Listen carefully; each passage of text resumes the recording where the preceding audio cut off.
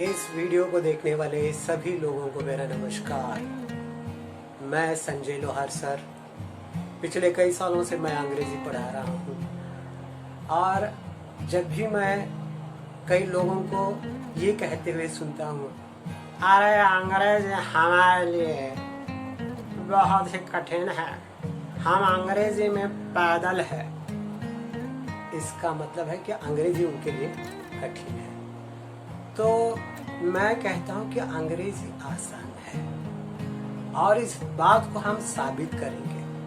उसके लिए एक तरीका है, ऑब्जर्वेशन, यानी गौर से देखना। और ऑब्जर्वेशन करने के बाद हम इंग्लिश में जिस शब्द को पढ़ना चाहते हैं उसको अलग अलग हिस्सों में, मीनिंगफुल यानी अर्थपूर्ण हिस्सों में बांटकर उनको फिर से एक करते हैं तो वो स्पेलिंग आसान हो जाता है। अब देखो, इंग्लिश एक ऐसी भाषा है जिसमें लिखते अलग है और पढ़ते अलग है, यानी स्पेलिंग अलग होता है और प्रोनाउंसिएशन अलग होता है।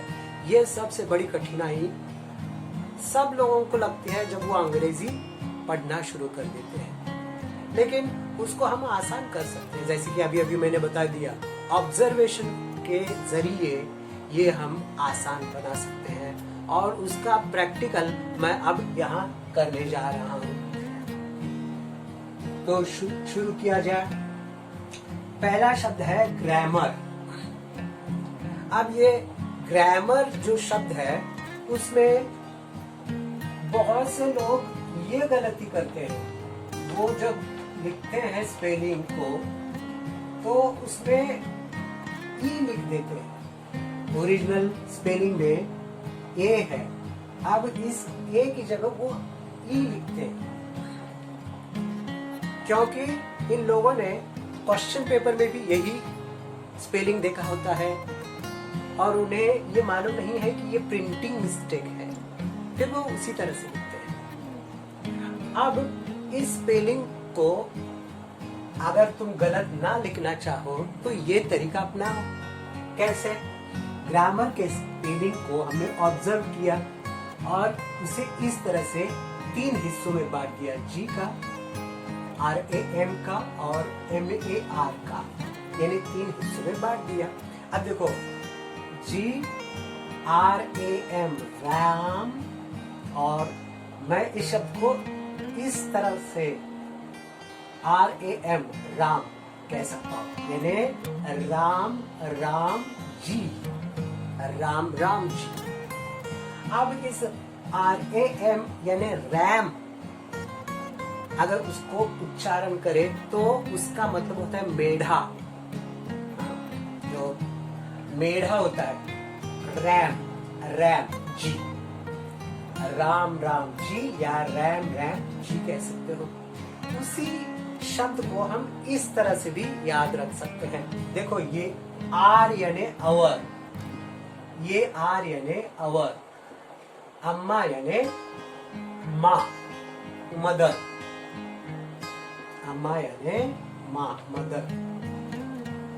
कोई दक्षिण भारतीय आदमी, हाँ, अन्ना ये कह सकता है। आर अम्मा, आर जी का मतलब है अरे हमारी माँ हमारी। तो इस तरह से भी स्पेलिंग को आप याद रख सकते हैं। ये मजेदार बातें हैं, जितना ज्यादा तुम मजेदार बनाओ वो बना सकते हो। अब हम इस शब्द की तरफ मुड़ते हैं। जॉर्ज, इसका उच्चारण है जॉर्ज। इसको भी हमने GE शुरू में लिखा है, अंत में भी GE लिखा है और बीच में OR लिखा है, यानी GE और बीच में OR। जॉर्ज का स्पेलिंग परफेक्ट बन गया, कोई गलती नहीं। अब ये स्पेलिंग देखो, आइंस्टाइन। आप जानते हैं आइंस्टाइन एक वैज्ञानिक साइंटिस्ट है, साइंटिस्ट थे। अब ये किसी भी पुरुष का नाम हो सकता है, आइंस्टाइन। अंग्रेज लोग भी ये स्पेलिंग लिखते समय हड़बड़ा जाते हैं, कंफ्यूज हो जाते हैं और उनका कंफ्यूजन यहाँ होता है, वो ये नहीं जानते कि EIN लिखे या IEN लिखे और कंफ्यूज हो जाते हैं और वो गलत ही स्पेलिंग लिख देते हैं। अब हम क्या करेंगे, उसको आसान बनाने के लिए यहाँ देखो EIN को शुरू में लिखा है, अंत में भी EIN है और बीच में ST है, बीच में ST है, यानी शुरू में EIN, अंत में EIN और बीच में ST लिखो तो फिर आइंस्टाइन का स्पेलिंग हो गया परफेक्ट। आइंस्टाइन का स्पेलिंग हो गया। अब आगे है विलियम या विलियम। अब इस शब्द की तरफ भी देखो जरा गौर से, ऑब्जर्व करो और फिर तुम पाओगे कि उसमें विल एक मीनिंगफुल है, आई यानी मैं और एम यानी हूँ, आई एम मैं हूँ। इस तरह से तुम विल आई एम को एक करके विलियम या विलियम का स्पेलिंग लिख सकते हो। अब अगला शब्द तुम देखोगे तो तुम कहोगे कि अरे इस शब्द में ये चंपा क्या कर रही है, चंपा क्या कर रही है। मजेदार है, लेकिन रियलिटी है कि इस शब्द में चंपा शब्द है। हाँ, अब देखो इसका उच्चारण है शैंपेन। जब क्रिकेट कोई टीम जीतती है क्रिकेट के कंपटीशन में, तो वो हरी बोतल बड़ी वाली उसमें शैंपेन होता है, वो हवा में उछल देते हैं। तो फिर इस शैंपेन शब्द को लिखने के लिए हमें ये ट्रिक करनी पड़ेगी। चंपा और उसके बाद GNE 3 अक्षर है, तो हम उसको मीनिंगफुल बनाएंगे। GO गो, NO नो, EARLY अर्ली, यानी चंपा गोनो अर्ली का मतलब अरे चंपा जल्दी जाओ ना। इस तरह से भी हम इस शब्द को सीख सकते हैं।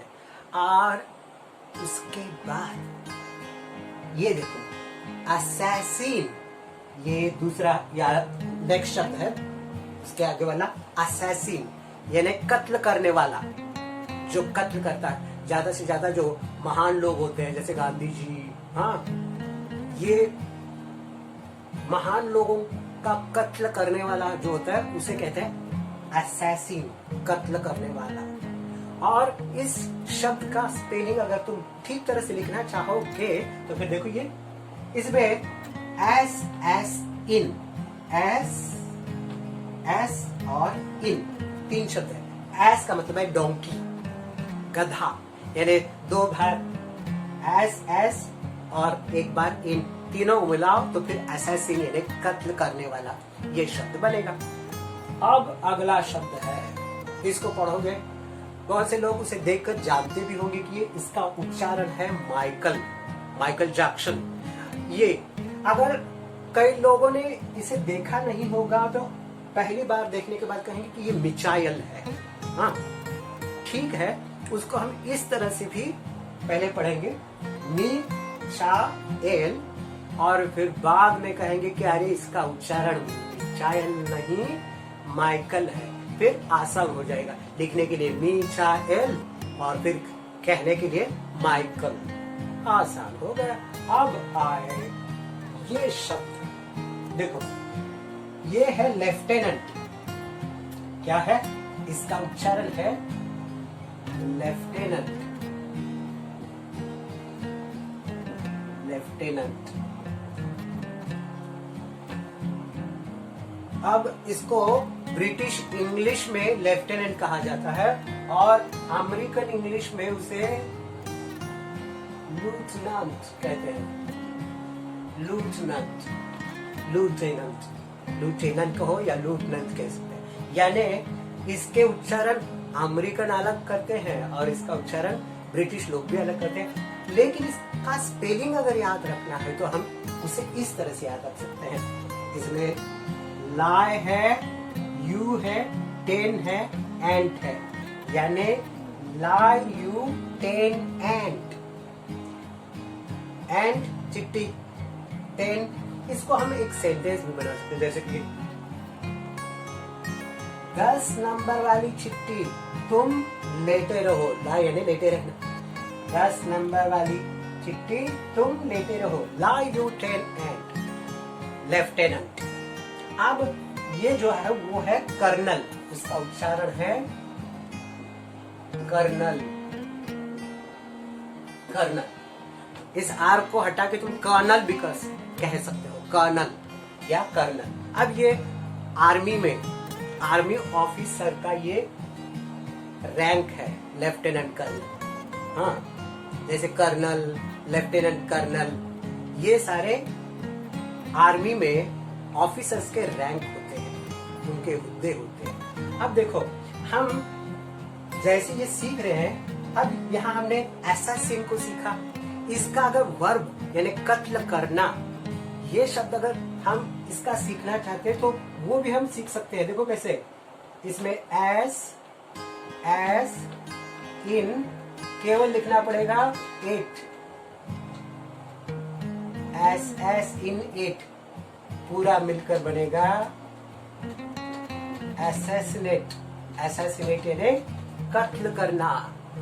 अब इतने शब्दों को सीखने के बाद आपको यकीन से कहना पड़ेगा कि अंग्रेजी आसान बनाई जा सकती है। उसके लिए ऑब्जर्वेशन की जरूरत है। जो शब्द तुम्हें लिखना है, हाँ, उसको मीनिंगफुल हिस्सों में बांटो, फिर वो सारे हिस्से जोड़ दो और वो स्पेलिंग तुम ठीक तरह से लिख सकते हो। इस तरह से तुम अपना कॉन्फिडेंस बढ़ा के अलग अलग शब्दों के स्पेलिंग्स अपने तरीके से लिख सकते हो। फिर अंग्रेजी तुम्हारे लिए आसान बन जाएगी। इतना कहने के बाद और इसी के साथ मैं अब आपसे अलविदा कहना चाहूंगा। Good bye.